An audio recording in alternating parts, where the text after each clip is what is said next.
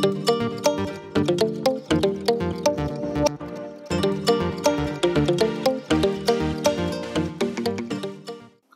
TV நேயர்களுக்கு வணக்கம். இன்னும் ஒரு நாட்டு நடப்பு அரசியல் அரட்டையிலே உங்களை சந்திக்கிறோம். நான் அனுராஜ், என்னுடன் காலைக்கதிர் பத்திரிகையின் பிரதம ஆசிரியர் பிரேமானந்தர் இருக்கிறார். வணக்கம். வணக்கம் வணக்கம் நேயர்களே. எல்லாம் சுத்தி சொல்லு நாங்கள் கொஞ்சம் உள்ளூர் கணக்க கூட காய்ச்சி கொண்டிருக்கிறோம். எங்கட பிரச்சனைகளை பற்றி மட்டுமே கேட்கிறோம். நாடு என்று ஒன்று இருக்கு என்று சொன்னா, பார்லிமெண்ட் எலெக்ஷன், பிரசிடென்ட் எலெக்ஷன் முடிஞ்சு, பார்லிமெண்ட் எலெக்ஷன் முடிஞ்சபடியால இப்ப லோக்கல் கவர்மெண்ட் எலெக்ஷன் பற்றியால நாங்கள் வடக்கு கிழக்குல சுருங்கி போயிருக்கிற மாதிரி இருக்குது. அப்ப இன்றைக்கு கொஞ்சம் ஓவராலா என்ன நடக்குது நாட்டுல என்பதை பற்றி பார்த்தோம்னா, மிகப்பெரிய எதிர்பார்ப்போட ஆட்சி பீடமறிய என்பிபி ஜேவிபி, இந்த என்பிபி என்ற போர்வையில் இருக்கக்கூடிய ஜேவிபி அரசாங்கமானது இவ்வளவு குறுகிய காலத்திலே அன்பாப்புலர் என்றது, அதாவது அவர்களுடைய அந்த பிரபலிய தன்மையை இழந்து கொண்டு வரினோம், இல்லாட்டி எதிர்மறையான ஒரு பிரபலிய தன்மை அடைஞ்சு கொண்டு வரணும். ஒரு புலையான விஷயங்களால என்றொரு ஒரு பரபரப்பில் அல்ல ஒரு சம்பவங்கள் அடுத்தடுத்து நடந்ததை கொண்டு வருகிறது. அதுல முக்கியமாக இந்த போராட்டங்கள், அவர்களுடைய பலமே தொழிற்சங்கங்கள் தான். அவர்கள் இவ்வளவு காலம் வேண்ட மேதின கூட்டங்களா இருந்தா என்ன, அவர்களுடைய சின்ன சின்ன கூட்டங்கள், அவர்களுடைய அந்த வேகம், வீரம், அது மட்டும் இல்லாமல் இந்த முறை அவர்கள் இந்த 225 பாராளுமன்றத்துக்கான அந்த தேர்தலில் ஆக்களை இட்டு நிரப்பக்கூடியதா இருந்ததும், இங்க பாராளுமன்றத்துல தெரிவாகி போயிருக்கிறவர்களும் கூட அந்த தொழிற்சங்க பின்னணிக்குள்ளால, பின்புலத்துக்குள்ளால வந்த நிறைய பேர் இருக்கணும். தொழிற்சங்கம் தான் இவன் பல்கலைக்கழக மட்டத்தில் இருந்து தெற்கில, இங்க இன்னும் எவ்வளவு வந்துட்டு தெரியல, யாழ்ப்பாணத்தை பொறுத்த வரைக்கும் தெற்கில பல்கலைக்கழக மட்டம் கூட மிகவும் ஒரு ஆரோக்கியமான, இல்லாட்டி ஒரு மிகவும் ஒரு ஆக்ரோஷமான மாணவர் கழகங்கள் கூட, அதாவது ஸ்டூடெண்ட் யூனியன் கூட ஜேவிபி சார்பானதாகத்தான் இருந்திருக்குது. அதுதான் அவர்களுடைய மிக முக்கியமான பின்புலம், அவர்களுடைய வெற்றிக்கான காரணங்கள் என்று சொல்லப்பட்டிருக்கும் நிலைமையில எங்களுடைய மட்டும் இல்ல, பல்கலைக்கழக ஆசிரியர் சங்கங்களும் ஆசிரியர் சங்கங்களும் வந்திருக்கு. நான் அதுல மாணவர் சங்கங்களோட ஊடாட்டம் இருந்தபடியால அதை ஈஸியா தெரிஞ்சு விட்டது. அப்ப அப்படியான ஒரு சூழ்நிலையில இப்ப அந்த அத்தியாவசிய பொருட்கள் மீதான தட்டுப்பாடுகள், விலையேற்றங்கள் பின்னணியில இந்த இவர்களுடைய ஸ்ட்ரென்த் சொல்லப்பட்ட அந்த யூனியன்ஸ் தொழிலாளர் சங்கங்கள் இவர்களுக்கு எதிரான போராட்டங்களை முன்னெடுக்கிற ஒரு நிலைமை வந்திருக்கு. எங்களுக்கு சம்பந்தம் இல்லாமல், எனக்கு தெரிஞ்சு வள நாளும் நாங்கள் ஒரு நாளும் இந்த உப்பு தட்டுப்பாடு கேள்விப்படல. இவன் போராட்ட காலங்கள்ல இருந்து இவ முழு நாட்டுக்கும் இப்ப கடலால உள்ள ஒரு குட்டி தீவு, பெரிய தீவண்டா, ஆஸ்திரேலியா மாதிரி பெரிய தீவண்டா கூட பரவாயில்ல, பெரிய லேண்டுக்கு கடல் இருக்குது. இது ஒரு சின்ன தீவு. அப்ப ரேஷியோ படி பார்த்தாலே எங்களுக்கு கடல் பெருசு, பயங்கர பெருசுங்களா இல்ல, மேனேஜ் பண்ண இல்லாது நாங்க ஏற்றுமதி செய்யணும். ஆனால் உப்பு இறக்குமதி செய்யறது, அது உப்பு இறக்குமதி செய்யறதிலும் பெரிய சிக்கல். தட்டுப்பாடா இருந்த உப்பு 80 ரூபா வித்து கொண்டு இருந்த தட்டுப்பாடா இருந்த உப்பு இறக்குமதி முடிய 250 ரூபாய். அது உப்பு, அது ஒரு பெரிய மாற்றம். எங்களுக்கு ஒரே இல்லை, எங்களுக்கு பாவிக்கிற ரேஷியோ குறைவன்றபடியால் அது நேரடியாக அது பெரிய போராட்டம் அப்படிங்கிறது. இதுவே வேற ஒரு சாமான நீங்க இந்தியாவில உப்பு சத்தியாகிரக உப்புக்கு வரி வெள்ளையர்கள் உப்புக்கு வரி, அது ஒரு தனி ஆய்வாவே செதுறினோம். பல விஷயங்கள் அந்த நேரத்துல போய்கொண்டிருக்கும் போதும் ஏன் காந்தி உப்பு சத்தியாகிரக போராட்டம் என்ற இதான். ஏன்னா அன்றைய காலகட்டத்துல எல்லா மக்களும் உப்பு போட்டு குடிக்க சாப்பிடுற இதுல அந்த நேரம் பாத்தீங்கன்னா உப்பு கஞ்சி என்று பேர் இருக்கு. ஏன்னா கஞ்சி வழக்கமா உப்பு இல்லாதான் பாரு, உப்பு போட்டு காய்ச்சின கஞ்சி என்பது ஸ்பெஷல். அதனால உப்பு கஞ்சி என்ற பேரே இருந்தது. அப்படி இருந்த ஒரு உப்பை வச்சு காந்தி போராட்டம் வெள்ளையருக்கு எதிராக அவ்வளவு பெரிய போராட்டம் நடத்த முடியும். உப்பை சாதாரணமா இல்ல. நான் என்ன சொல்ல வரேன்னா, இப்ப சும்மா அவங்கள வேற ஒரு சாமான் 3 மடங்கு விலை கூடி இருந்தால் அடுத்த கோத்தமே ராஜபக்சமா மாறி இருப்பாங்க. பெருசா கூடிய அளவுல பாவிக்கக்கூடிய சொன்ன அவங்களுக்கு ஒரு மாசத்துக்கான தேவையில ஒரு 170 ரூபா கூடுறதுன்றது பெரிய இது இல்லை. ஆனா எல்லாமே கூடித்தானே இருக்கும். இல்ல, எல்லாம் கூடி இருக்குன்னா அந்த சடன் அப்படியான பொருள் விலையேற்றங்கள் பின்னணியில வரைக்குள்ளே நாங்கள் எல்லாத்தையும் விலை குறைப்போம், இந்த ஊழலாலதான் இவ்வளவு விலை கூடி போயிருக்குது என்று சொல்லி வந்த அரசாங்கம் இது என்னதோட அவர்களோட வேலை செய்த அவர்களுடைய பின்னணியில வேலை செய்தாக்களே ஒரு போராட்டங்களாக மாறிக்கொண்டு வருது. மிக மோசமான போராட்டங்களாக ஈவன் வைத்தியர் சுகாதாரத்துறையினோட போராட்டம் உன்னிப்பாக அவதானிக்கப்பட்டு கொண்டிருக்குது. மற்றது இதுல அடுத்த இது பாத்தீங்கன்னு சொன்னா எல்லாமே இவர் தான் இறங்கி போயிருக்காரு. அதாவது அனுர அரசாங்கம், அதாவது அனுர அரசாங்கம் அனுரகுமர திசனாக இண்டிவிஜுவலா நாங்கள கவனிக்கிட்ட மாட்டாரு. எல்லாம் வெட்டுவம் விழுத்துவம்ட்டு பேருந்து போராட்டங்களுக்கு அடிபணிஞ்சுதான் போயிருக்காங்க. ரணில் கூட அதை டெக்னிக்கா ஓவர்ரூல் பண்ணி இருந்தார். நிறைய விஷயங்கள்ல வந்து மிக தந்திரமா அவர்களுடைய ஏதோ ஒரு வகை அதுவும் ஒரு அவர்களுடைய ஸ்ட்ராட்டஜி. அடக்குமுறைன்றது வந்து அடக்குமுறை கோதவாயம் தான் பாவிச்சு பார்த்தா. அப்படி இருந்த ஒரு சந்தர்ப்பத்துல இப்ப இவர்கள் கொட்டபாயம் பாவிச்சு பார்த்தா அவரை விட இவர் அடக்குமுறையாளரா அது தந்திரவாயம்னா அடக்குமுறை. அது அந்த மோட்டுத்தனமான அடக்குமுறைக்கும் தந்திரம் உங்களுக்கு தெரியாது. அவர் மோட்டுத்தனமா தான் அடைக்கணும். போராட்டங்கள் அதுக்கு பிறகு பின்னால கொட்டபா தான் பதவிக்கு வந்ததுக்கு பிறகு நடந்த போராட்டங்கள் எல்லாத்தையும் ரணிலுடைய காலத்துலதான் என்ன யாழ்ப்பாணத்துல ராணுவம் பெற்றுக்கொண்ட பயிற்சி முறைமைகள் கொழும்புக்கு எடுத்து செல்லப்பட்டு ராணுவம் மூஞ்சி எல்லாத்தையும் மூடி கட்டிச்சு பூவரசங்கட்டையால் அடிக்கிற எல்லாம் இருந்தாலும் முறை இருக்குல்ல, அது அவர்கள் அது வரைக்கும் வடக்கு கிழக்குலதான் அதை பயன்படுத்தி வந்தவை. கொழும்பு பக்கமோ சிங்கள பக்கங்களோ அதுல செய்யறது இல்லை. ரணிலுடைய ஆட்சியில தான் அது கொழும்புக்கு இறக்குமதி செய்யப்பட்டு கொழும்புல அந்த அப்ப ஆனாலும் மோசமான அடக்குமுறையை தான் சொல்லல. மோசமான அடக்குமுறை அவருடைய முகம் வந்து வெளியில அப்படி இருந்தபடியாலையும் என்னத்துக்கு எங்களுக்கு 2005ஆம் ஆண்டு ரணிலா மஹிந்த வார்டு வரைக்குள்ள நாங்கள் மஹிந்தவ தேர்ந்தெடுத்தாங்கன்னா இந்த எனக்கு தெரிஞ்சு நாங்கள் சும்மா ஒரு கல்குலேஷன்ல வாங்கிக்கல இந்த போராட்டம் ரணில் வந்திருந்தாலும் இப்படித்தான் முடிஞ்சிருக்கும். ஆனா சர்வதேசம் அப்படி ஒண்ணு நடக்கல மாதிரி பார்த்து கொண்டு வந்திருக்கோம். மஹிந்த ராஜபக்ச இதை விட மோசமான படுகொலைகள் இனப்படுகொலைகள் மிக மோசமாக அரங்கேற்றக்கூடிய ஒரு ஆள் தான் ரணில் விக்ரமசிங்க. அதுதான் செஞ்சிருப்பார் வந்திருந்தால். ஆனால் இவ்வளவு வெளியுலகமோ இல்லாட்டி நாங்களோ கூட இவ்வளவு பிரச்சனையாக பார்த்திருக்க மாட்டோம். என்ன சொன்னா அது அந்த மோசமான செயலை தந்திரமாக செய்யக்கூடிய அப்படி அது நான் சொல்றது அந்த டைம்ல இவர்கள் என்று சொல்லி எல்லாம் சொல்லிட்டு வந்தும் ரணில்ட போராட்டங்கள் வென்றதாக சரித்திரங்கள் இல்லை. அதே மாதிரி இவன் கொத்தவாண்ட டைம்ல ஒரு லெவல் கூட முரட்டுத்தனமான அடக்குமுறைகள் மூலமும் போராட்டங்களை வெற்றி பெற வைக்கல. அவர்கள் தான் ஒரு ஸ்டெப் இறங்கி போராட்டக்காரர் ஒரு ஸ்டெப் இறங்கித்தான் அமைக்கபலா வந்திருக்கு. இது இங்க அரசாங்கம் ஜனாதிபதி இறங்கி போய் இப்ப உதாரணத்துக்கு இந்த பெட்ரோல் பிரச்சனையை பாத்தீங்கன்னு சொன்னாலும் இல்ல முடியாது என்று சொல்லி தொடங்கினது இப்ப அந்த 3 வித கமிஷனோட தான் இப்ப செட்டில்மெண்ட்டுக்கு வந்திருக்கிறது.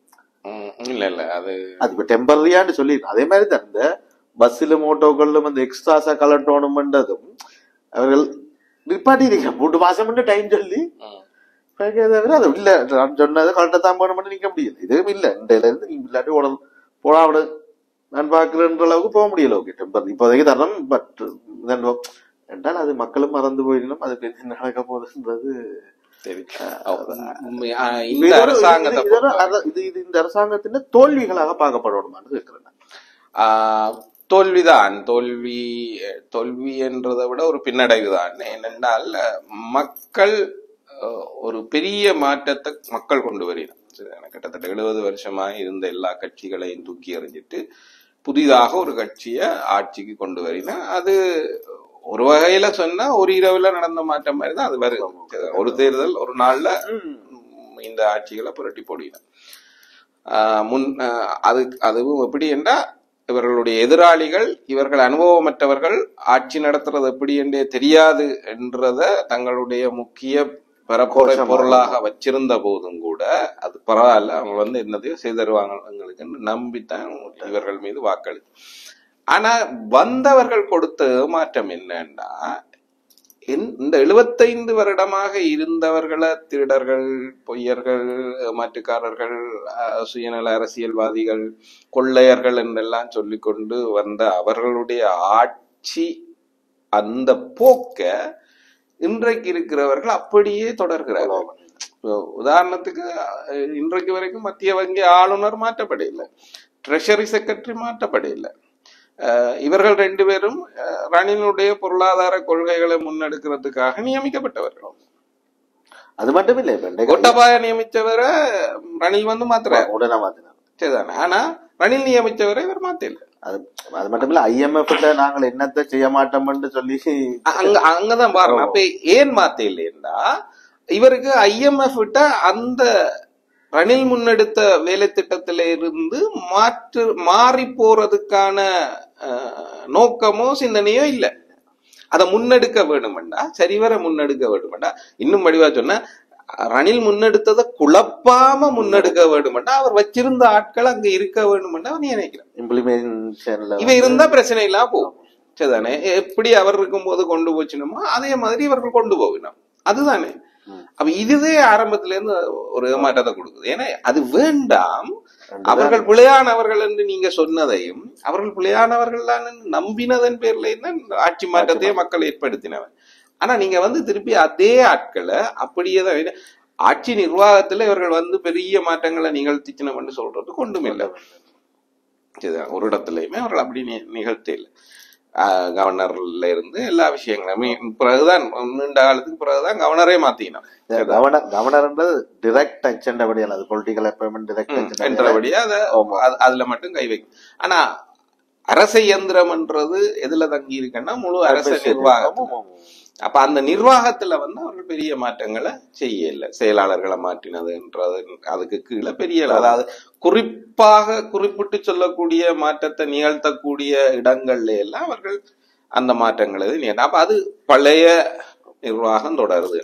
அடுத்தது IMF உடனான இது எல்லாத்தையும் குறைப்போம், வரிகளை குறைப்போம், நாங்கள் IMF இதை மீளாய்வு செய்து திருத்தி அமைப்போம், புதுசாவே ஒரு ஒப்பந்தம் போடுவோம் என்றெல்லாம் சொல்லி வந்தவ அப்படி எதுவும் செய்யல.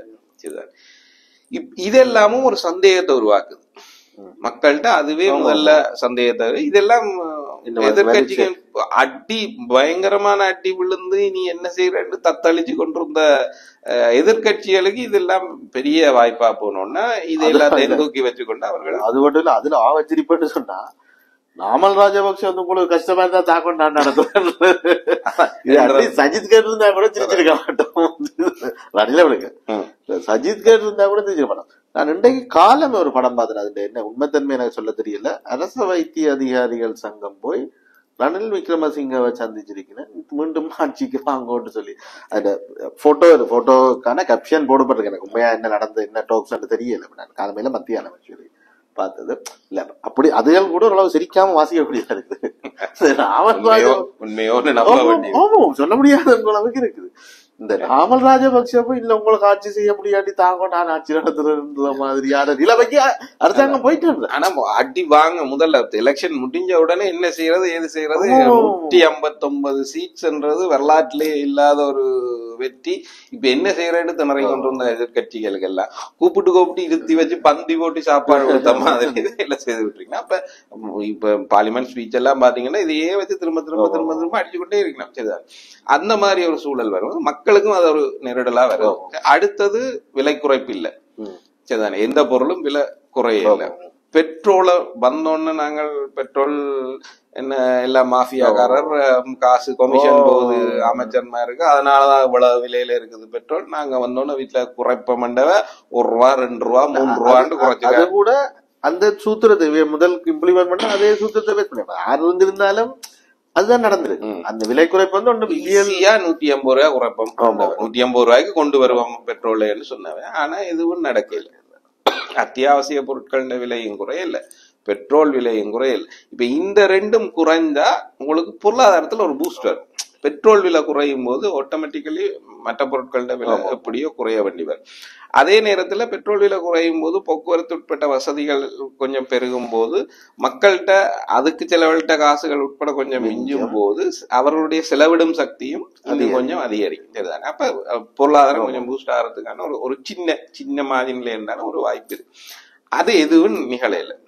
அது நிகழாதது மட்டும் இல்ல, அதுக்கு பிறகு நீங்க சொன்ன மாதிரி இந்த தட்டுப்பாடுகள், மேலதிக தட்டுப்பாடுகள் வருது. இருக்கிறது விலை உயர்ந்தே இருக்குது, அது குறைக்கிறதுக்கான வழியை காண. ஆனா மேலதிகமான தட்டுப்பாடுகள், விலை உயர்வுகள் வருது. தேங்காய் விலை உயர்ந்துட்டு, அதான் நான் அப்ப அந்த உப்பு சொல்லிக்கல தேங்காய் ஜோதிச்சு மறந்து போனேன்.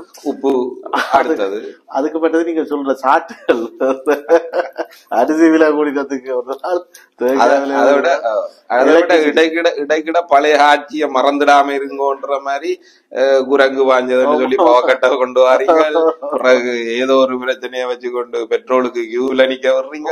இப்படி அப்ப சனம் அந்த ஆட்சியில மறந்துடாம இருக்கணும்ன்ற மாதிரி வேலையிலும் செய்து கொண்டு மறந்துடாம இருந்தாலே அந்த ஆட்சிக்கு இது ஒன்றும் சிறப்பானது இல்லைன்னு சொல்லி நாங்களும் அதேதான் செய்வோம் என்ற மாதிரி காட்டுறீங்க. சாம்பிள்ஸ் காட்டிக்கொண்டே இருக்கு. இப்படி போனா இன்னும் கொஞ்ச நாள்ல நீங்கள் அதே மாதிரி திருப்பி நிக்க வேண்டி வரும்ன்ற மாதிரி சாம்பிள்கள் காட்டுறீங்க. சரிதானே? இந்த வழியில வரும்போதுதான் என்ன ஆகுதுன்னா, வரவு செலவு திட்டத்தை இவர்கள் முன்வைத்த உடனே தொழிற்சங்கங்கள் ஏன்னா தொழிற்சங்களுக்கு ஏற்கனவே ஒரு ஏமாற்றம் வருது. அவர்கள் என்ன ஒரு மாற்றத்தை, அதிரடியான மாற்றத்தை எதிர்பார்த்தவர்களுக்கு அந்த மாற்றம் எதுவும் இல்லை என்ற ஒரு மாற்றத்தில் இருக்கும்போது திரும்பவும் ரணில் மாதிரியான ஒரு நரித்தந்திர பட்ஜெட்டை கொண்டு வந்து வைக்கும் போது சம்பள உயர்வு அதில் விஷயங்கள் அப்படிதான் இருக்கு. சரிதானே? கேள்வி அதான் 2025 பட்ஜெட்ல கொண்டு வந்து 3 வருஷத்துக்கான சம்பள அதிகரிப்பை நீங்களே இங்க சொல்லணும். அதுக்குதான் அவ ஒரு வருஷம் பட்ஜெட் இருந்தானே உங்களுக்கு அதே சொல்ல 2026 எவ்வளவு கூட்டுவீங்களு ஏன் 2025 சொல்லுவா? இப்ப சொல்லி போட்டு 2026 மாத்தினாலும் என்ன செய்ய முடியும்? ஒன்னும் செய்யல. நீங்க ஆட்சியில இருப்பீங்கள்ட்ட ஒரு பாடு தரையில அது இருந்தா கூட நீங்க 2026 என்னத்த சொல்றீங்களோ அதுதான் அந்த வருஷத்துக்கு இம்ப்ளிமெண்ட் பண்ணும். போன வருஷம் சொன்னீங்க அடுத்த வருஷத்துல என்ன மாற்றி திருப்பி வேற ஏதாவது கூட்டினாலும் கேட்கலாம், குறைச்சாலும் கேட்கலாம். சரிதான். அது மாதிரி அப்ப இதெல்லாம் ஒரு விதமான தந்திரங்கள்லாம். இதைத்தான் ரணிலும் செய்தார்.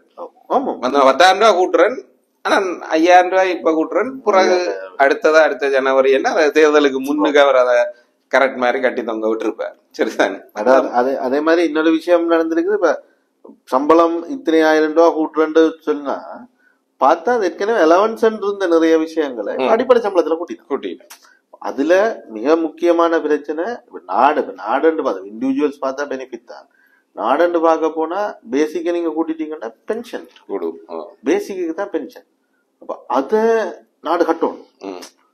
இப்ப இதுக்கு வேலை செய்யக்குள்ளேயே கொடுக்குற சம்பளத்துக்கு நாடு எங்கெங்கயோ எல்லாம் போகுது. சும்மா இருக்கல கூட கொடுக்கணும். அது மட்டும் கூடாது. இப்ப ஒட்டி இது குடும்பம் எல்லாம் அதிகரிக்கும். அதை ஒட்டி பல விஷயங்கள் அதிகரிக்கும்.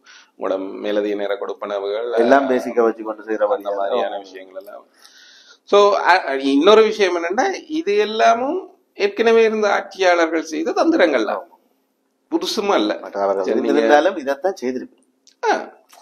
நீங்கள் அவர்கள் மாத்திரத்துக்கு ஒன்றும் ஒரு யோசனை இல்லை. சில பெனிஃபிட்ஸ் இன்ட்ரோடியூஸ் பண்ணினாலும் இது ஏன் பழைய ஆட்சியாளர்கள் இல்லாட்டி அந்த பாரம்பரிய கட்சிகள் வந்திருந்தாலும் சிலவங்க இதை விட நல்லா ஆஃபர் கொடுத்துருக்கலாம். அதுக்கான வாய்ப்பு.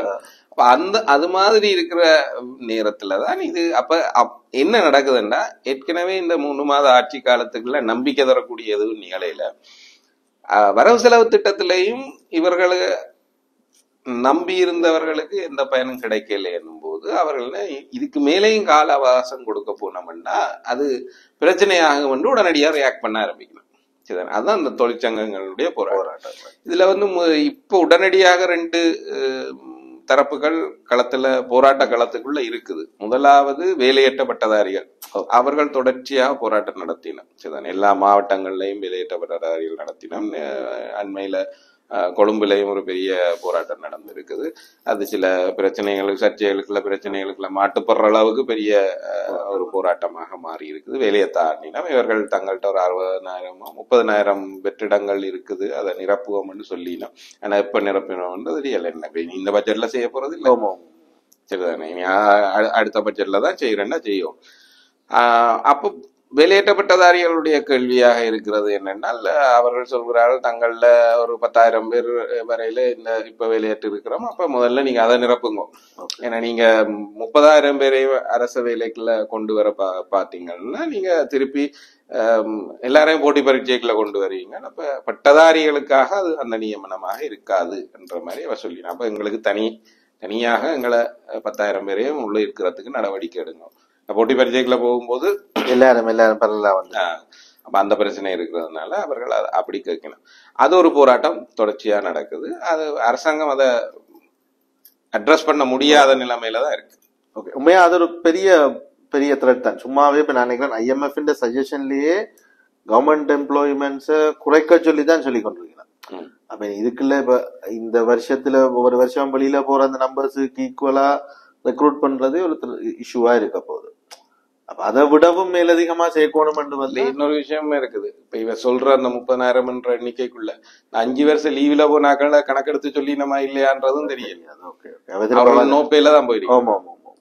அதனால சம்பள குறைப்பு இதுகள் எல்லாமே இருக்கு. சம்பளம் அரசனுடைய செலவினங்கள் குறைக்கப்பட்டு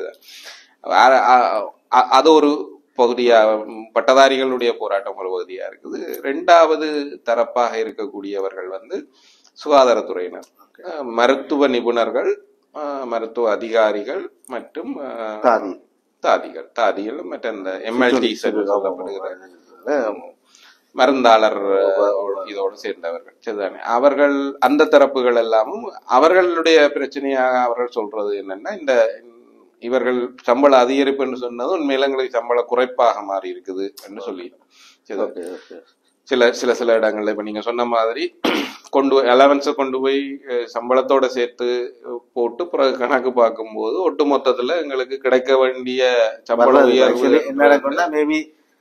டாக்ஸ் கூடும், பேசிக் கூடும், அந்த மாதிரியான விஷயங்கள் சேலரி வந்து குறையலாம். எனக்கு தெரியல, அப்படிதான் அவர்கள் சொல்லினா அதை மேனிபுலேஷன் என்று சொல்லி அரசாங்க தரப்புல ஒரு விளக்கம் சொல்லப்படுது. தவறாக வழிநடத்தப்படினும், தவறாக வழங்கப்படுத்தப்படினும் அப்படி எல்லாம் சொல்லிடும். இது தவிர 3வது தரப்பாக ஒரு தரப்பு வந்து இந்த போராட்டங்களுக்கு முஸ்தீபில் இருக்குது. அந்த தரப்பு வந்து ஆசிரியர்கள், அதிபர்கள் உடனானது.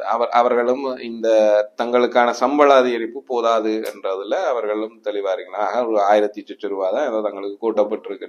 அவர்கள் சொல்லும் போது பெரிதாக ஒரு தொகையை சொன்னாலும் கூட இந்த வருஷத்துல தங்களுக்கு கிடைக்க போற தொகை என்பது 1500 ரூபாய்கள் மட்டும்தான் என்ற மாதிரி அவர்கள் ஃபீல் பண்றதுனால அந்த தரப்பும் அது கொதிநிலை தான் இருக்கு. ஏற்கனவே அந்த பட்ஜெட் வந்த உடனே, வரவு செலவு திட்டம் வந்த உடனே அடுத்த நாள் ஆசிரியர் தொழிற்சங்கத்தினுடைய செயலாளர் ஸ்டாலின் உட்பட பல தொழிற்சங்கங்களை சேர்ந்த தலைவர்கள் ஒன்று சேர்ந்து இந்த பட்ஜெட் எதிர்பார்த்தபடி இல்லை என்றதை சொல்லியிருந்தாங்க. அங்கேயும் ஒரு கொதிநிலை இருக்குது. அடுத்தது இன்னொரு தரப்பாக பல்கலைக்கழக ஆசிரியர் சங்கங்களும் கல்விசாரா ஊழியர்கள்களும் கூட போராட்டங்களை தொடங்கிட்டோம். கடந்த வாரத்துல இந்த வாரத்திலேயே அவர்கள் யாழ்ப்பாண பல்கலைக்கழகம் உட்பட பல்கலைக்கழகங்கள்ல அந்த போராட்டங்கள் நடத்தப்பட்டிருக்கு. ஒரு எதிர்ப்பு போராட்டம், அடையாள எதிர்ப்பு போராட்டங்களை அவர்கள் தொடங்கி இருக்கு. அப்ப இப்ப அரசாங்கம் என்ன செய்யுதுன்னா, இந்த எதிர்ப்பு போராட்டங்கள் இவ்வளவு முன்கூட்டியே, அதாவது ஒரு அரசாங்கம் பொறுப்பேற்று ஒரு 4 மாசங்கள்லயே அதுக்கு எதிராக போராட்டங்கள் கிளர்ந்தெழுவது என்பது வந்து அது பின்னுக்கு இவ்வளவு தூரத்துக்கு சவால்களை சந்திக்க போகுது என்றதுக்கான அறிகுறி. முதலாவது ஏனென்னா, இவர்களுக்கு வருமானத்தை அதிகரிக்கிறதுக்கு என்ன வழிவகை என்று கேட்டீங்கன்னா, அரசாங்கத்தினுடைய வாகனங்களை வித்து 2000 பில்லியனை கொண்டு வர முடியாதுதானே? ஏன்னா பட்ஜெட்லயே உங்களுக்கு 2000 பில்லியன் துண்டு விழும் தொகையா இருக்கு. அடுத்த வருஷத்துல சரி அப்படி ஏதோ சமாளிச்சாலும் அடுத்த வருஷத்துக்கு என்ன செய்ய போயிடும்? இந்த வருஷத்துக்கு வித்துருவோம். இந்த வருஷம் வித்தாலே வராது. சரி, ஏற்கனவே 2000 பில்லியனையே அவர்கள் தேடணும். இப்ப பல விமர்சகர்கள் முன்வைக்கிறது என்னன்னா, வடக்குக்கு எல்லாம் இந்த வருஷம் பல மில்லியன்கள் ஒதுக்கப்பட்டதாக, பெரிய தொகை ஒதுக்கப்பட்டதாக சொல்லப்படுதுன்னு சொல்லினேன். சரிதான். அதுல 1000 மில்லியன் வட்டுவாகல் பாலத்துக்கு ஒதுக்கப்பட்டிருக்குன்னு சொல்லினேன். ஆனா வட்டுவாகல் பாலத்துக்கான 1000 மில்லியன் ஒதுக்கீடு ஒரே வருஷத்துல வந்துடுமான்னு கேட்டீங்கன்னா கடைசி வரைக்கும் வரப்போறது இல்லை. ஏன்னா திரைசேரியால அவ்வளவு காசை விடுவிக்க முடியாது. இல்ல அது நாங்களோட தனி டாபிக். இது முடிய நாங்கள் சொல்றேன், நான் வர்றது அதுக்கல்ல. அப்ப இந்த 2000 பில்லியன் கேப்பையே எப்படி ஃபில் பண்றது? அப்ப கடனுக்கு போக வேண்டி இருக்கக்கூடிய ஒரு அரசாங்கம் அதுக்கு மேலதிகமாக தன்னுடைய வருமானத்தை பெருக்கி அந்த வருமானத்துல, அதாவது மேலதிக வருமானத்தில இருந்து இவர்களுக்கு இந்த வருஷத்துல ஒரு சம்பள அதிகரிப்போ மேலதிக காசையோ கொடுக்கறதுக்கான வாய்ப்பு இல்லை தானே. அப்ப இந்த 4 மாசத்திலேயே அவர்கள் அதை புரிந்து கொள்ளும் போது பின்னுக்கு வர போற மாதங்கள் சவால் மிக்கது. கண்டிப்பா. அதனாலதான் நீங்க சொல்ற மாதிரி இறங்கி போறதுக்கு தயாரா இருக்கணும். இப்ப என்ன நடக்கும்டா, இவர்கள் பேசுறோம் எல்லாம் சொல்லி ஓகே சரி நீங்க கேட்கிற எல்லாத்தையும் நாங்க செய்யறோம் ஆனா எங்களுக்கு கொஞ்சம் டைம் தாங்கோ, இதுதான் அவர்களால சொல்ல முடியும். எங்கள்கிட்ட காசு இல்ல, இது இல்ல, இப்படிதான் இருக்கு நிலைமை, நாங்க புதுசா வந்திருக்கிறோம், ஆகவே எங்களுக்கு கொஞ்சம் நேரம் தந்தாதான் நாங்க எங்களால ஈடு செய்ய முடியும், இப்படிதான் பேச முடியும் அவர்கள். அதனாலதான் அந்த இறங்கி போறது. ஏன்னா ரணில பொறுத்த வரைக்கும் ரணில் வரும்போதே சொல்லிட்டார், நான் ஒன்றும் செய்ய மாட்டேன் உங்களுக்கு, சரிதானே, என்ன காசு இல்ல, என்ன கொண்டு வந்திருக்கிறது இதுதான். அவர் ஒரு புகழ்பெற்ற வாக்கியமாக பிரபல்யமற்ற முடிவுகளை எடுப்பேன் என்றார். இதான் அவருடைய சொற்பிரயோகமாக அன்பாப்புலர் டிசிஷன்ஸ். அவர் அப்படிதான் சொல்லி கொண்டிருந்தார். பிரபல்யமற்ற முடிவுகளை தான் எடுப்பேன், நான் இருக்கும் வரைக்கும், ஆட்சியில இருக்கும் வரைக்கும் பிரபல்யமான முடிவுகளை எடுக்க, அதாவது உங்களை கவர்றதுக்காக எந்த டிசிஷன்ஸுக்கு நான் போக மாட்டேன்ன்றதை அவர் சொல்லி கொண்டுதான் வந்தேன். அதை அப்படி வெளிப்படையை அவர்களால் சொல்ல முடியாதுதானே, என்ன நாங்கள் அதெல்லாம் நட்டறிவித்தோடு தானே வந்தவன். ஆகவேதான் அவர்கள் இறங்கி போக வேண்டி இருக்குது. ஏன் இறங்கியும் போக வேண்டி இருக்கிறது, இறங்கி போக இல்லை என்றால் அவர்கள் இன்னும் கம்புவாரு. அது பெரும் போராட்டங்களாக பெரிய இதுவாக முதல் வருஷத்திலேயே இவர்கள் இவ்வளவு சவால சந்திக்கிறதா இருந்தா யோசிச்சு பாருங்க, அடுத்தடுத்த வருஷம் என்ன 4 வருஷம் இருக்கு. மற்றது அதுக்கு இல்ல, மிக அவசரமாக இந்த உள்ளூராட்சி சபைகள் மிக அண்மித்த நிலைமையில இருக்குது. அது ஆப்ஷன் இல்லையே, டேட்ஸ் எல்லாம் ஃபைனலைஸ் இல்லை. மற்றது ரணில் அளவு கட்டித்தனம் இல்லை, நீ போஸ்ட்போன் பண்றதுக்கு எலெக்ஷனை கால் பண்ணி போட்டு போஸ்ட்போன் பண்ற அளவுக்கு அந்த கட்டித்தனம் அது இல்ல. அப்ப ஆனா இவர்கள் உண்மையா அவசரமா இதை வைக்கிறதுக்கு மேல் பிளான் பண்ணினது தங்களுடைய அந்த என்ன சொல்ல பிரகாசத்தன்மை இழந்து போறதுக்கு முன்னாடி, தங்களுடைய இதுகள் எல்லாம் அணைந்து போறதுக்கு முதலே நாங்கள் அதை செய்து முடிச்சிடும் சொல்லி. இவ்வளவு வேகமாக இந்த நெருக்கடியில் வரும்படி இவர்களும் நான் நினைக்கிறேன் எதிர்பார்த்திருக்க மாட்டோம். அனுபவமின்மையும் ஒரு ரீசன். மற்ற சில இடங்கள்ல இப்ப அவர்கள் சொல்ற மாதிரி எதிர்கட்சிகள் பின்னால இருந்து வேலை செய்யணும். பட் ஆனா இதுதான் இவ்வளவு செய்தாங்க. அதுல ரணிலுக்கு ஒரு குசும்பு, அண்மையில ஒரு கேள்விக்கு பதிலளிக்க ஒரு என்ன சொல்லியிருக்காருண்டா, தன்னை ஃபெராரி என்று இவர்களுடைய அரசாங்கத்தை என்ன எலோவில் போட்ட டயர், எலோவிலுக்கு இதுகளை எல்லாம் கொண்டு வந்து ஃபெராரியோட போடக்கூடாது அந்த அளவு லெவல்ல அதான் இப்ப இவ செயற்பாடுகள் இருக்கு. இதுதான் அடிப்படை காரணம் இது.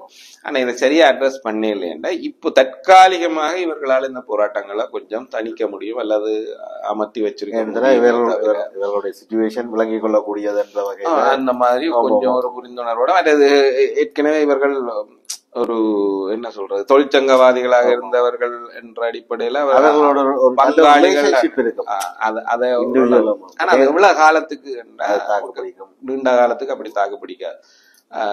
உள்ள இருக்கிறார்கள். இனி அது இவர்களுக்கு இருக்கிற மாதிரி எதிர்கட்சிகளுக்கும் முந்தைய கட்சிகளுக்கும் கூட தொழிற்சங்கங்கள் எதிர்கட்சிகள் எப்பவுமே தூண்டி விடுறதுக்கு மக்கள் டக்குன்னு சொல்லாங்க. ஏன்னா மக்களுக்கு அது இருக்குது. அது நீங்க எண்ணெயா ஊத்தினா சரிதான், எரிகிறதுலாக்குத்தான். ஆனா நீங்க ஒரு கத்துரிய தூண்டி விட்டு எண்ணெய நல்லா ஊற்றி விட்டீங்கன்னா அது பத்தி எரிஞ்சு கொண்டேதான் இருக்கு.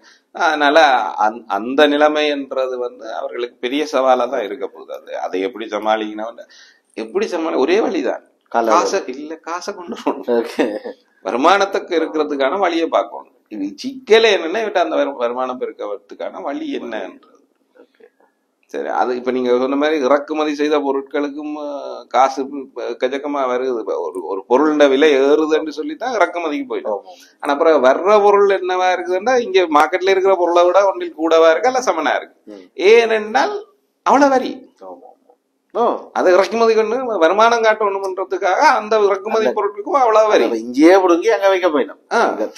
எங்களுக்கு உண்மையா நாட்டுக்கான வருமானம்ன்றது உள்ளூர் மக்கள்கிட்ட இருந்து புடுங்குறது அது பெரிய நம்பர்ஸ் இல்ல, அதுக்குள்ள இருந்து தான் அதுக்குள்ள எடுத்து வைக்க டாக்ஸ் கட்டுறோம். டாக்ஸ் பேஸ் எண்ணிக்கை அவ்வளவு இல்லையே. எப்படித்தான் சொன்னா கூட நீங்க என்னத்தை எங்கட மக்கள்கிட்ட இருந்து வரிகளை கூட்டி அதன் மூலம் வருமானம் எடுக்கிறது ஆரோக்கியம் இல்லை. அது என்ன செய்வீங்க, நீங்க மக்கள்கிட்ட இருந்து வரியை கூட்டினோன்னா திரும்ப ஏதோ ஒரு வழியில சம்பளம் கொடுக்க போறீங்க. அதான் சைக்கிள். ஆனா என்ன வருதுன்னா மக்களுக்கு வேற வழிகள்ல வருமானத்தை திரட்டக்கூடியதா இருந்தா நீங்க அவர்கள்ட்ட இருந்து வரி எடுக்கிறதுல பிரச்சனை இல்லை. இப்ப என்ன மக்களுக்கு வருமானம் திரட்டுறதுக்கு வழியே இல்லாம இல்ல. அதான் சொல்ல அப்படி இல்லாம இழுத்தீங்க. அரசாங்கத்துக்கான வருமானங்கள்ல ஒரு பெரும்பகுதி அந்நிய செலவாணிகளா இருக்கிறது தான். அப்ப இப்ப அரசாங்கம் கவனத்தில் கொள்ள வேண்டிய உண்மையான விஷயம், வெளிநாட்டு பணத்தை வந்து நின்று கொண்டு வரது, அதாவது நீர்ச்சவாடியாக நின்று கொண்டு வரது. அதுக்கு பெரிய அளவில் இவர்கள் வேலை செய்ததா எனக்கு என்ன தெரியல. டூரிசம் தவிர அதுவும் டூரிசத்திலும் பெரிய ஒரு ஓப்பனிங்க இன்னும் கிடையாது. ஈவன் ரணில் விக்ரமசிங்க இருக்கைக்குள்ள போட்ட நிறைய எமோஜிஸ் அப்படியே கிடப்புல இருக்கு. தீம் பெரிய பெரிய theme park world number 1 company theme park கம்பெனியோட போட்டது, கேபிள் கார் செட்டப்புகள் எல்லாம் இப்ப இந்த 5-6 மாசமாக ஒரு ஸ்டெப் கூட எடுத்து வைக்கப்படாமல் நிறைய டூரிசம் ரிலேட்டட் ப்ராஜெக்ட்ஸ் இருக்கு. ஈவன் அதுகளையும் என்னன்னு சொன்னா இவர்களோட இருக்கிறவர்களுக்கு வந்து அது தொடர்பான அவேர்னஸே இல்லைன்றது உண்மையான பிரச்சனை. இப்ப இருக்கிற அந்தந்த துறை சார்ந்தவர்களுக்கு. அதே நேரம் அதிகாரிகள் என்ன பயப்படினோம்னு சொன்னா, அந்த ப்ரொஜெக்டை பற்றி நான் மினிஸ்டர் இப்ப இருக்கிற மினிஸ்டரை கொண்டு போனா இந்த மினிஸ்டர் தன்னை பழைய மினிஸ்டர் ஆளாக அடையாளப்படுத்திடுவார் பயப்படினோம். அப்ப இவர்களாக கேட்கும் வரைக்கும் புதிய திட்டங்கள் ஒன்றையும் இங்க முன்னகர்த்துறதுக்கு, அதாவது இந்த கடந்த ரணில் அரசாங்கம் எடுத்துக்கொண்ட செயற்திட்டங்கள முன்னெடுப்புகளை கொண்டு நகர்த்துறதுக்கு அந்த அதிகாரிகள் பின்னடிக்கிறார். தங்களுடைய எதிர்காலத்தை கருத்துல கொண்டு அவர்கள் பின்னடிக்கிறார். இவர்களுக்கும் அது தொடர்பாக தெரியாது, இல்லாட்டி வேற வழியால அதை தெரிஞ்சு கொள்ற அளவுக்கான நெட்வொர்க் இல்லை. அப்ப அதெல்லாம் அப்படியே கிடப்புல இருக்குது. வெளிநாட்டு முதலீட்டாளர்களும் எப்படி அதை பாக்கிறோம்னு சொன்னால், இல்ல இப்ப போய் இருக்கிறதையும் கெடுத்து கொள்ள வேண்டாம், கொஞ்சம் அவையில ஒரு பிரீதிங் டைம் எடுக்கணும். ஸ்டேட்டஸ் அங்க தெரியாது என்ன செய்வினம் என்ன ஏது மற்ற சில இடங்கள்ல மாறி இப்ப சில இன்வெஸ்ட். பட் ஓகே, அந்த அரசாங்கத்துல சொன்ன மாதிரி இந்த லஞ்ச லாவண்யங்கள் எல்லாம் இருந்தாலும் அதுகளுக்குள்ள இன்வெஸ்ட் பண்ணி போட்டு இம்ப்ளிமெண்டேஷனுக்கு பார்த்துருக்க டைம்ல வந்துட்டோம்னு சொன்னாங்க. இப்ப இவர்களை கவனிக்க முடியாது, இவர்கள் அதுக்கான அந்த சேனல்ஸ் இருக்கோ தெரியல. அப்படி இருந்தாலும் அப்படியான ஒரு குழப்பமான நிலைமை இருக்கீங்களா, இது ஒரு இக்கட்டுக்குள்ளதான் விக்ரம் மக்களாகிய நாங்கள் என்றது. மற்றது அவர்களுடைய அரசாங்க வருமானத்தை பெருக்க நீங்க சொன்ன மாதிரி இப்ப அந்நிய செலாவணியை ஈட்டிக் கொள்றதுக்கு இப்போதைக்கு அவர்கள் 3 தெரிவுகளாக வச்சிருக்கிறதோ, ஒன்று சுற்றுலா பயணிகளுடைய வருகை, 2வது வெளிநாட்டு தொழிலாளர்கள்ட்ட இருந்து கிடைக்கக்கூடிய பணம், வெளிநாட்டுக்கு போய் தொழிலாளர்களா இருந்து தொழிலாளர்களாக பெரிய வேலைகள்ல பற்றி சொல்லல தொழிலாளர்களாக இருந்து அனுப்பக்கூடியவர்களுடைய பணம். 3வது ஏற்றுமதி. ஏற்றுமதி என்றது பெரும்பாலும் விவசாயம் சார்ந்தது. அந்த விவசாய ஏற்றுமதியில வந்து இங்க முதன்மையா இருந்தது தேயிலையும் தெங்கும். இந்த 2 தான் பெரும் ஏற்றுமதி, ரப்பர், தேயிலை, தெங்கு. அதுகளும் 2022 கோட்டாபாயனுடைய இதுகளோட அடி வாங்கின ஒரு சூழல் இருக்குது. அதுல இருந்து மீண்டு வரணும். முதலாவது மீண்டு வந்தாலே இந்த இதை நிரப்ப முடியாது. அதுக்கு பிறகு மேலதிகமாக அதை செய்யணும். அப்படி செய்ய முடியாத நிலையில எங்களுக்கு தான் குரங்குகளும் மயில்களும் வந்துட்டு அந்த மாதிரி ஒரு பிரச்சனையும் இருக்கு. ஸோ அப்ப தெங்கு ஏற்கனவே ஒரு கீழ்நிலைக்கு போற நிலைமை. ஒருவேளை இனி இது எல்லாத்தையும் ஊக்குவிச்சு இந்த நீங்க சொன்ன ஊக்குவிச்சாலும் கூட உடனடியாக அதனுடைய பயன் கிடைக்க போறது இல்லை. தென்னையை பொறுத்தவரைக்கும் மினிமம் 6 வருஷம். அது இல்ல, அது மட்டும் இல்ல, இதுல இருந்து நீங்க 3 செக்டர் சொன்னீங்க தானே, அதாவது வெளிநாட்டு வருமானத்தை பெறக்கூடிய 3 விஷயங்கள். ஒன்று டூரிசம், 2வது என்ன சொன்னீங்க வெளிநாட்டு பணியாளர்கள் தொழிலாளர்கள்ட்ட, ஏற்றுமதி, எல்லா வகையான. இவர்கள் எடுத்திருக்கிறது, இவர்கள் மெயினா இதுல ஒர்க் பண்ணி கொண்டிருக்கிறது இந்த வெளிநாட்டு ஏற்றுமதியை பற்றி தான். அது உண்மையாகவே இருக்கவும் வேணும். இல்ல உண்மையா அப்படி இல்லை, அதிலும் சில சிக்கல்கள் இருக்குது. அப்படின்னு சொன்னா ஏற்றுமதியை பொறுத்த வரைக்கும் 2 விஷயம். எங்கள்கிட்ட ரோ மெட்டீரியல் ஒன்றும் இல்லை. அதால நான் விவசாய உற்பத்திகள் போயிருக்கல. எங்களுக்கு உரங்களும் கிருமி நாசினிகளும் நாங்கள் இப்போ வெளியில இருந்து, அது மட்டும் இல்ல, எங்களுக்கு நாங்கள் என்னென்னலாம் ஏற்றுமதி செய்யறோமோ அது நாங்கள் இறக்குமதியும் செய்தோம். எனக்கு தெரிஞ்சு தேயிலையை தவிர ரப்பர் ஏற்றுமதி பொருள் சொல்றோம், ரப்பர் பொருட்கள் நாங்கள் என் ப்ராடக்ட் நாங்கள் இறக்குமதி செய்யறோம். சரி, அது வேற. தேங்காய் நாங்கள் ஏற்றுமதி செய்யறோம் தான், ஆனா தாய்லாந்துல இருந்து நாங்கள் தேங்காய் இறக்குமதி செய்தோம். இப்ப இது இல்ல, உண்மையா மாறி வரணும். டூரிசம்ன்றதுதான் எங்களுக்கு உள்நாட்டுல வரக்கூடிய அந்த பணம் வந்து ஆல்மோஸ்ட் பெட்ரோல் அந்த மாதிரி 1-2 செலவுகளுக்கு செலவழிக்கிறத விட மற்றதெல்லாம் இங்கேயே நிற்கக்கூடிய விஷயம். பட் அதுக்கு கொரோனா மாதிரி வந்துட்டா அது அடி வாங்குற விஷயம் தானே. அப்ப எங்களுக்கு நிலைத்து நிற்கக்கூடியதா இருக்கிறது நாங்கள் எங்களோட நீங்க சொல்ற மாதிரி ஒன்று உற்பத்தி செய்தல் மட்டுமில்ல, அப்படி என்ன உற்பத்தி செய்தல்ல இருந்து முடிவு பொருளுக்கு நாங்கள் போகணும். போனோம்னா உண்மையாவே எங்களுக்கு வலுவாக வேண்டாம் ஃபேக்டரிஸ் வரும். அப்படி ஃபேக்டரிஸ் வரும்போது தொழில் வாய்ப்பு வரும். அதை ஏற்றுமதி செய்வதன் மூலம் வருமானங்கள் வரும் என்றால் அது ஒரு பொருளாதார அபிவிருத்திக்கான வாய்ப்பா தானே இருக்க போகுது. அப்ப அதன் மீதுதான் உண்மையாவே முதலிடவும் வேணும், கவனம் செலுத்தவும் வேணும். ஆனா அப்படி ஒரு என்ன சொல்றது ஒரு ஒரு ஒரு பிளாஸ்டோ பூஸ்டோ பொருளாதாரத்துக்கு வரக்கூடிய மாதிரியான திட்டங்களையோ அல்லது செயற்பாடுகளையோ காண முடியல. இல்ல அந்த நம்பிக்கையை ஏற்படுத்துற வகையில பாராட்டி பெருசு இருக்கிறத கொஞ்சமாக இவர்கள் மேல் உயர்த்துவார்கள் என்ற மாதிரியான ஒரு நிலைப்பாடு இருக்குதே தவிர ஒரு ஒரு இந்த இப்ப கோட்டாபாயிட்ட இருந்து ரணில் விக்ரமசிங்கவுக்கு ஆட்சி மாறும்போது ரணில் எப்படியும் தூக்கி நிறுத்துவார் என்ற ஒரு நம்பிக்கை இருந்தது எல்லாருக்கும். சரிதானே? இப்ப அந்த தூக்கி நிறுத்தி இருக்கிறத விழுந்துடாம புரிஞ்சு கொள்ற மாதிரி நாங்கள் உண்மையா விலை குறைப்பை பற்றி கேட்கறத விட்டுட்டு விலை அதிகமா இருந்தா காணும் அதான் சொல்றேன் என்ற வகையில். ஆனா இவர் சொல்லி கொண்டு வந்தது மாறி என்றதுல அந்த மக்களோட விரக்தி வருமானத்துக்கான வழியை இவர்கள் கண்டுபிடிச்சு அதை அதிகரிக்கிறதுக்கு வழியை ஏற்படுத்தாத வரைக்கும் இந்த பிரச்சனைகளுக்கு தீர்வு காண முடியாது. பிரச்சனைகளுக்கு தீர்வு காண முடியலைன்னா போராட்டங்களை தவிர்க்க முடியாது. இல்ல உண்மையா நாங்கள் இதெல்லாம் ஜட்ஜ் பண்றதுக்கு இந்த 3-4-5 மாசம்ன்றது சரியான குறைவா இருந்தாலும் எங்களுக்கு சொல்லி வளர்க்கப்பட்டது விளையும் பயிரை முளையிலே தெரியும். இப்பவே அதுக்கான சயின்ஸ் இருக்கும். அது சரியா இருக்கிற மாதிரி தெரியல. பார்க்கலாம். இன்னும் என்ன விரும்பியோ விரும்பாமலோ நாங்கள் விட்டுட்டு வெளிநாட்டு கூட இல்லாது இந்த மண்ணில் வாழ வேண்டிய விருப்பத்தோட இருக்கிறது நாங்கள் என்றபடியால இதுக்குள்ளால எப்படி எங்களோட சுவைகளை கொண்டு வர முடியாதுன்னு சொல்லிக்கலாம். அதான் உட முடியாது சொல்லல. அதான் விருப்பத்தோட இருக்கலாம். உட போறது இல்லை, உட முடியாமல் இல்லை, இருக்கணும் என்ற விருப்பத்தோட இருக்கிறபடியால இந்த இவ்வளவுத்துக்குள்ளேயும் நாங்கள் எங்களுடைய என்னை உங்களை சொல்லல ஒட்டுமொத்த இருக்கக்கூடிய மக்களுக்கான கருத்தாக சொல்லிக்கல ஏதோ ஒரு வகையில எங்களை சபைகளை பற்றி பார்க்கலாம். பில்சி டைம் இருக்கு. சொன்ன மாதிரி இன்னும் ஆரம்பிக்கவே இல்லை அவர்களுடைய ஆட்டம் என்று நினைக்கிறேன். பார்க்கலாம். இன்னும் ஒரு அரசியல் இரட்டையிலே உங்களை ஆடுவார்கள் நம்பிக்கை இல்லைன்றதான் பிரச்சனையா. அதான் இந்த அளவு மெஜாரிட்டியை வச்சுக்கொண்டு என்னென்னலாம் செய்ய வேணும் என்று செய்யலாம் என்று சரியான மெத்தனமா இருக்கிறார்கள் எல்லாத்திலும் ஈவன் அவர்கள் அடிப்படையா உண்டு மக்களின் தேவைகளை தாண்டி அவர்கள் என்னெல்லாம் செய்ய மாட்டா வாலண்டியரா அவர்களாவே சொல்லி கொண்டு வந்துச்சுனமோ அது நோக்கிய நகர்வையே இவ்வளவு காலத்திலும் காண இல்லைன்றது உண்மையாலே ஒரு டல்லா இருக்குது. அவர்களுடைய ஸ்டெப்ஸ் டல்லா இருக்கலாம். பில்சி பார்க்கலாம் என்ன நடக்க போகுது என்று. இன்னொரு அரசியல் இரட்டையிலே மீண்டும் உங்களை சந்திக்கும் வரை நன்றி வணக்கம்.